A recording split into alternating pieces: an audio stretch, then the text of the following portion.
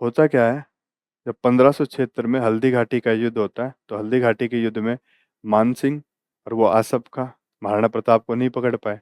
अकबर लगातार अपने सेनापति भेज रहा था प्रताप को पकड़ने के लिए।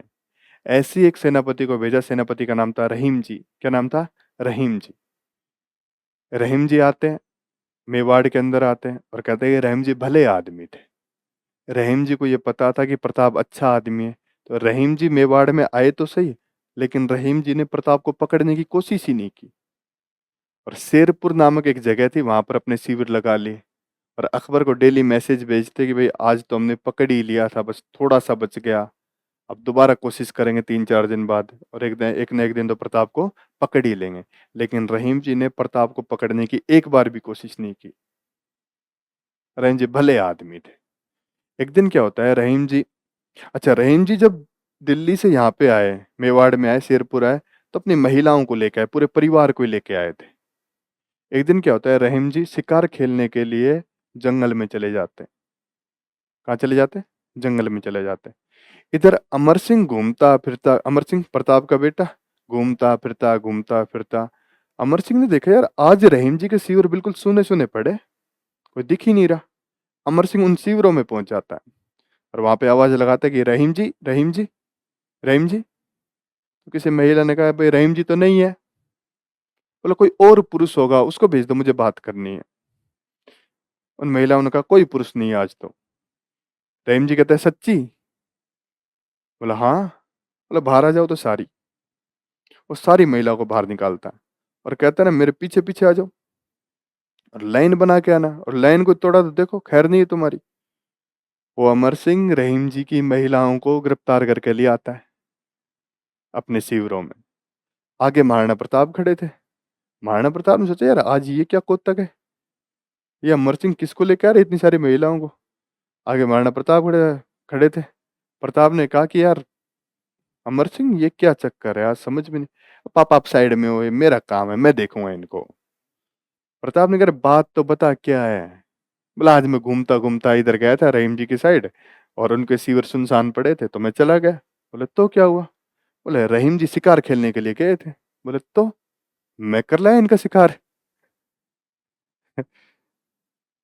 प्रताप ने कहा अच्छा थप्पड़ टिकेगा तेरे, शर्म आनी चाहिए तेरे को। क्यों क्यों कर लाया शिकार? बोले कर लाया मैं शिकार, आज के बाद ऐसा नहीं होना चाहिए। तू प्रताप का बेटा है, प्रताप का, महाराणा प्रताप का बेटा है तू, आज के बाद ऐसी गलती बिल्कुल बर्दाश्त नहीं होगी। और साइड में हो चुपचाप। प्रताप, महाराणा प्रताप उन महिलाओं से माफी मांगते हैं कि मेरे बेटे से गलती हुई है, आइंदा ऐसी गलती नहीं होगी और आप यहाँ पे थोड़ी देर रेस्ट कीजिए, विश्राम कीजिए, आपको यहाँ पे किसी भी प्रकार की कोई तकलीफ नहीं होगी। आप चाय पानी पीजिए और हम आपको सकुशल आपके शिविर में पहुंचा देंगे।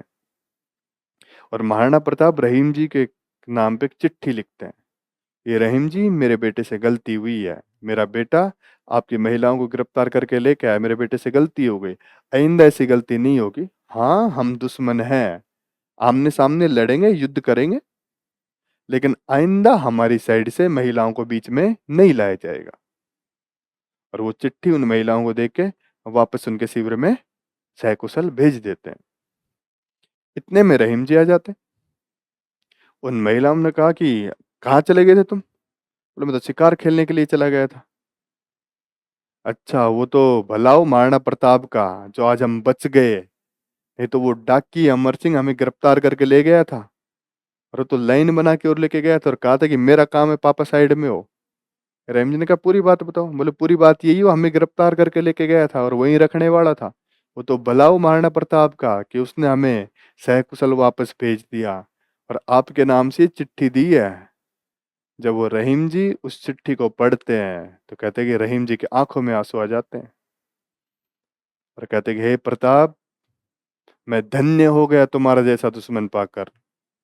मुझे नहीं पता कि अकबर का राज्य कब तक भारत में रहेगा, मुझे ये भी नहीं पता कि मुगलिया सल्तनत कब तक भारत में काबिज रहेगी, लेकिन हे प्रताप मुझे ये जरूर पता है, जब तक ये धरती रहेगी, आसमान रहेगा, तुम्हारा नाम हमेशा आदर सहित लिया जाएगा, हे प्रताप, मैं धन्य हो गया तुम्हारा जैसा दुश्मन पाकर। तो रहीम जी का आंखों में आंसू आ जाते हैं।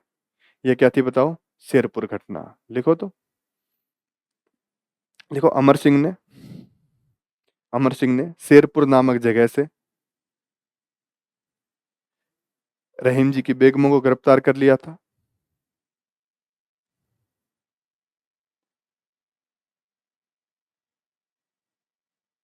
लेकिन महाराणा प्रताप ने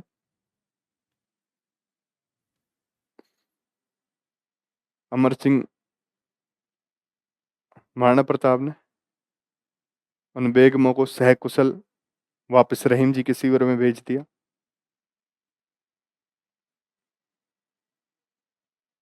और देखो, रहीम जी प्रताप की प्रशंसा करते हैं। इसमें क्या करते हैं? प्रशंसा। और कोई दुश्मन प्रशंसा कर जाए, इससे बड़ी प्रशंसा हो ही नहीं सकती।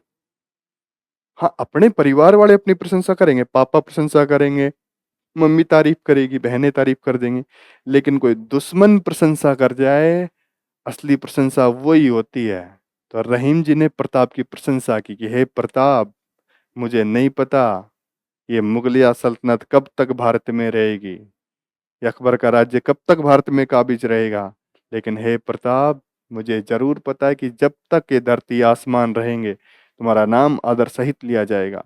तो दुश्मन था एक तरीके से रहीम जी उसका, और वो दुश्मन प्रताप की प्रशंसा कर रहा है, इसका मतलब प्रताप महान तो थे, इसलिए तो प्रताप को अपन याद करते हैं। अच्छा तुम सुनो, अपने गांव में किसी का नाम सांगा है? नहीं है। किसी का नाम कुंबा है? नहीं है। किसी का नाम जैत्र सिंह है? नहीं है। लेकिन अपने गांव में प्रताप नाम के आदमी मिल ही जाएंगे। और सांगा को, कुंबा को तुम तभी जानते हो जब यहाँ पे परीक्षाओं की तैयारी करने के लिए आते हो, तो तुम्हें पता है कि उस सांगा नाम का भी आदमी था, या फिर कुंबा नाम का आदमी था, या जैत्र सिंह नाम का आदमी था, या हमीर नाम का आदमी था। लेकिन प्रताप का बच्चे बच्चे को पता है, महाराणा प्रताप का बच्चे बच्चे को पता है कि उसका घोड़ा चेतक था, जिसने गड्ढे को कूद दिया, कूद के अपने स्वामी की जान बचाई थी। प्रताप ने हल्दी घाटी युद्ध में अकबर के साथ लड़ा था उसने, और उसमें अप्रतिम वीरता दिखाई थी। और सुनो, तराइन का नाम सुना है? तराइन का युद्ध वो युद्ध था जिसने भारत के भाग्य का फैसला किया था। 1192 में जब पृथ्वीराज चौहान मोहम्मद गौरी के साथ हारता है, तो भारत का इतिहास ही पलट जाता है। या फिर पानीपत का युद्ध, पानीपत का नाम सुना है? पानीपत का युद्ध वह युद्ध था जिसको जीतकर बाबर ने भारत में मुगल साम्राज्य की स्थापना की थी। तुम कभी पानीपत चले जाओगे, लेकिन उस युद्ध को देख के, उस युद्ध के मैदान को देख के तुम नहीं आओगे। तुम तराइन भी चले जाओगे तो तुम्हारा मन नहीं करेगा कि यार तराइन वाले मैदान को देखा जाए। लेकिन चित्तौड़गढ़, उदयपुर जाने वाला हर पर्यटक वो हल्दी घाटी होके जरूर जाता है।